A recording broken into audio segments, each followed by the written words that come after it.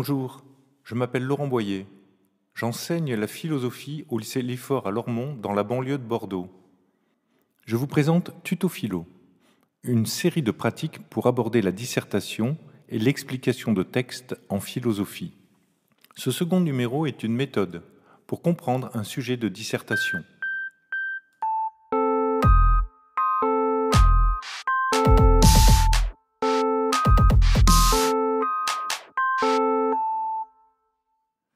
Un sujet de dissertation paraît toujours étrange. C'est comme on dit, un sujet du bac. Vous avez 4 heures. Et cela fait toujours un petit peu peur. Pour comprendre un sujet de dissertation, il faudra déjà oublier tous ces préjugés et prendre la question telle qu'elle est.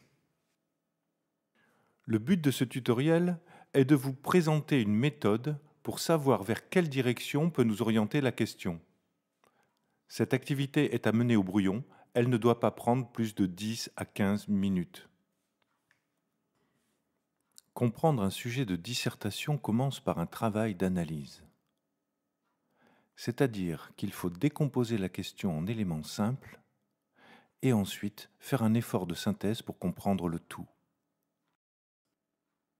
Dans un premier temps, il faut repérer la ou les notions. C'est assez facile. Ici, c'est la technique. Et plus précisément, le progrès technique, c'est-à-dire son amélioration au fil du temps. Ensuite, il faut voir comment la notion est mise en scène, c'est-à-dire quel est le terme copule, le terme pivot qui va entrer en relation avec la notion. Ici, c'est s'opposer. Et même plus précisément, peut-on s'opposer? Il faut maintenant présenter rapidement le sens de ce terme pivot. S'opposer, cela peut vouloir dire empêcher, c'est-à-dire faire en sorte que le progrès technique n'ait pas lieu. Mais s'opposer, c'est aussi montrer ses défauts, contredire, et donc montrer que ce n'est pas totalement un progrès. Le verbe pouvoir désigne ici une capacité physique. Est-ce qu'on peut le faire? Mais c'est aussi se demander si on a des justifications, des arguments pour montrer que le progrès technique est critiquable, qu'il a peut-être des défauts. Je ne proposerai pas ici une analyse de la notion de progrès technique. Le but de ce tutoriel est simplement de comprendre la question. Maintenant, cherchons les présupposés du sujet. Cela permet de bien cerner le cadre de la question. Un présupposé, c'est une affirmation sous-entendue dans la question. Un présupposé, c'est toujours implicite. Ici, il est d'abord présupposé que le progrès technique existe. C'est un fait qui appartient à l'histoire des hommes, sinon on ne pourrait pas s'y opposer. Puis, il est présupposé que nous sommes en relation avec ce progrès technique, de façon concrète et intellectuelle. Soit on s'y soumet, soit on résiste, soit on accepte sa valeur, soit on la critique. Nous pouvons maintenant reformuler la question.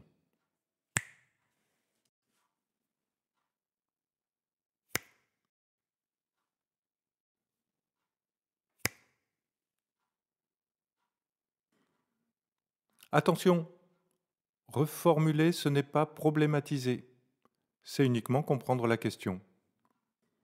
Comprendre un sujet, d'après les instructions officielles, c'est aussi envisager ce qui s'appelle une perspective.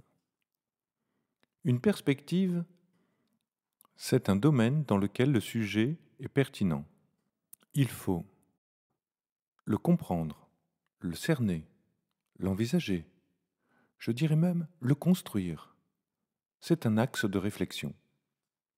Vous pouvez maintenant mettre sur pause et vous demander à quelle perspective correspond le sujet. Peut-on s'opposer au progrès technique?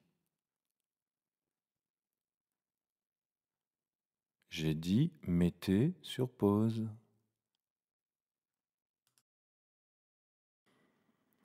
La réponse est l'existence humaine et la culture. On nous questionne sur une partie de la culture qui est le progrès technique. Qu'est-ce que nous les hommes, nous pouvons faire avec cette amélioration au fil du temps de nos pratiques techniques? Essayons maintenant rapidement un autre sujet. Commençons par une rapide analyse. La notion, c'est le travail. Ensuite, le terme pivot.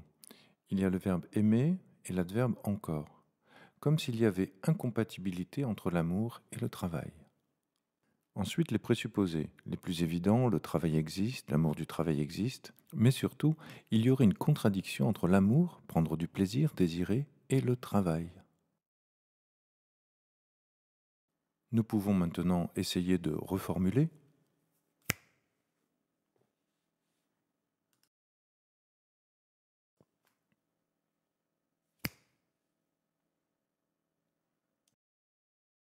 Récapitulons maintenant la pratique.